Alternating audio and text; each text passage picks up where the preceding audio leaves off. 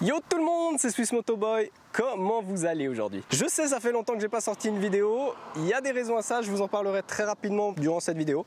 Mais en fait, cette vidéo, le but c'est de vous présenter ma seconde nouvelle moto. Parce que j'avais déjà fait une vidéo comme ça avec ma KTM que je venais d'obtenir. Et celle-ci, c'est mon autre moto que j'ai jamais en fait présentée. Je me suis dit, faudrait vous la présenter aussi. En plus, maintenant que je l'ai transformée comme je le veux, enfin comme je le veux, je vais vous expliquer. Parce qu'en fait, de base, elle est, je vous montrerai une photo, elle est gris mat, comme dit ma copine. Mais il y a un peu de brillant aussi, pailleté.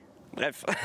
En fait, pourquoi j'ai mis ce carénage là qui est beaucoup moins stylé et beaucoup plus Kawasaki, parce que je suis moins fan, c'est parce qu'en fait là je l'ai vraiment préparé pour aller sur piste avec. Parce que maintenant que j'ai ma 890, cette moto là, elle est cool à rouler, c'est un plaisir, il n'y a rien à redire, mais elle est pas bien pour la route. Maintenant que j'ai un roadster qui tape dedans et tout, vraiment elle est lourde, elle a peu d'accel à bas régime, enfin voilà. Donc effectivement, maintenant je l'ai fait transformer, parce qu'en fait pour vous faire simple, si je vous donne par exemple cette pièce là, un bout du carénage latéral, la pièce d'origine à remplacer c'est 1200 balles. Le réservoir par exemple, c'est 1400 balles à remplacer. Donc voilà, si elle tombe, elle glisse, il y a une bonne chance que ça vienne taper là, que ça abîme le réservoir. Sur ton carénage d'origine, t'as pas trop envie. Et c'est pour ça que sur cette magnifique moto maintenant, vous avez entièrement, donc tout ce qui est coloré, c'est un carénage que j'ai payé pour la totalité à 660 balles, donc la moitié du prix d'une pièce si je venais à la faire ramasser avec les pièces d'origine. Et nous avons encore un autre réservoir, alors celui-là c'est un réservoir d'origine quand même, mais que j'ai réussi à acheter à moitié prix, donc environ 700 balles. Et ensuite j'ai encore mis quelques protections, alors je vous mettrai des petites images des protections que j'ai encore rajoutées de plus près, mais c'est toujours intéressant de savoir, et même pour la route,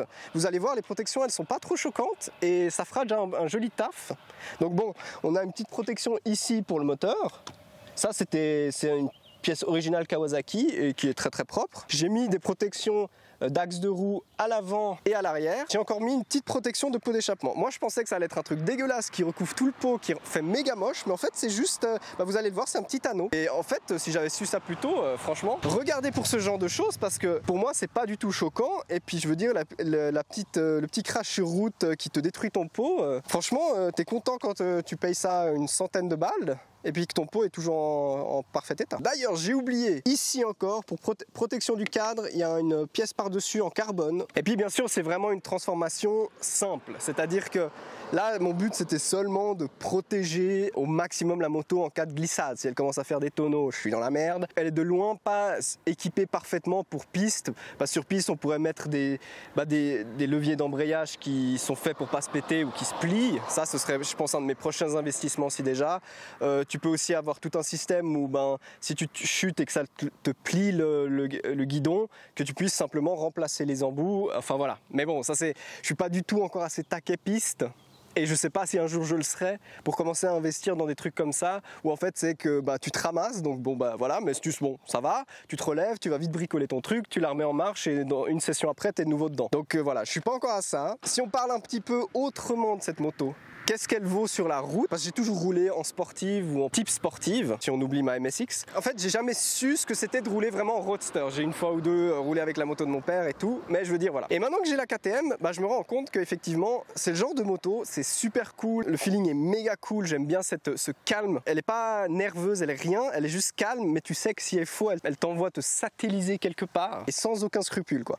Donc c'est pour ça, c'est une moto qui est complètement exagérée, on va même dire, pour la route, qui ne sert à rien, et que du moment où tu acceptes potentiellement de te dire je passe sur un roadster et je lâche ce look qui est incroyable, et tu te rends compte que tu t'amuses beaucoup plus si tu restes sur route. Pour l'instant je me suis pas encore résigné à lâcher les sportives, et puis vu que je veux faire de la piste c'est d'autant mieux. Elle fait une assez jolie sonorité, donc on va encore faire ça. Dès que tu l'allumes, tu as l'impression qu'il y a un ordinateur entier qui s'allume, et c'est un peu vrai. Parce que c'est la première génération de la ZX10R qui a vraiment de l'électronique très poussée. Donc c'est-à-dire que c'est à partir vraiment de la version 2016 que l'électronique a commencé à être poussée. La moto calcule toutes les X millièmes de seconde, la position par rapport à la puissance, par rapport au machin, pour essayer d'éviter de te retrouver par terre. En fait, la moto surveille aussi ce que tu fais et théoriquement te sauve de quelques merdes. De toute façon, je roule pas assez fort pour qu'elle ait trop besoin de le faire. Oh là là là là.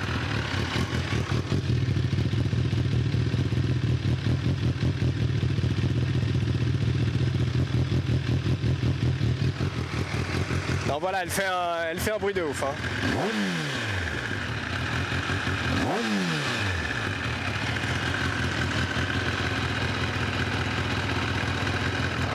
Mais bon, on est un dimanche, on va éviter de faire chier tout le monde, surtout les voisins là-bas derrière.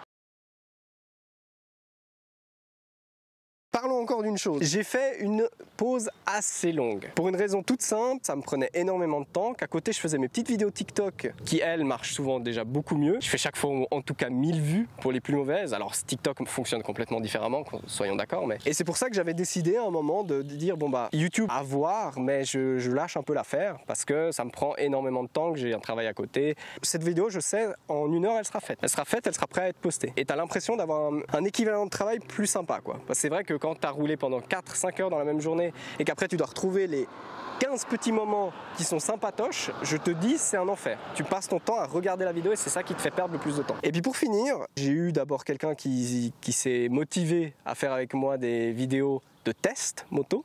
Parce que c'est quand même ça qui me fait le plus kiffer pour YouTube, qui s'est démotivé. Sauf que moi, ça m'a beaucoup remotivé. Ce qui va se passer maintenant, c'est que moi, je suis motivé à bloc à refaire des vidéos, mais que je vais vraiment, dans 99% des cas, me concentrer pour faire des vidéos de test moto. Et en fonction de voir, pour potentiellement de temps en temps faire des trucs un peu différents, mais même ça, voilà, à voir.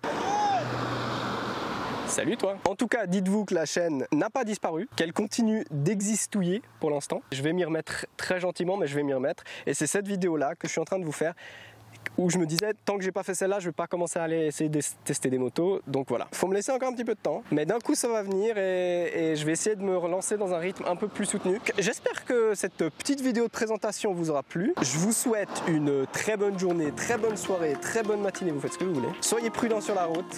Allez, ciao!